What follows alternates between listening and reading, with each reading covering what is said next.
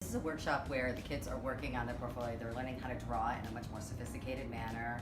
They also are able to bring home with them at least 5 drawings that are usually light years of difference between the work that they brought here. And because of it, because of working for 2 weeks straight, the growth happens so exponentially compared to just working a little project. We tend to bring a pretty good positive energy to the class and try to create a sense of community, keep them on their toes, and make them work hard but have fun along the way. That's really what it's all about. Right now they're working on these large self-portraits.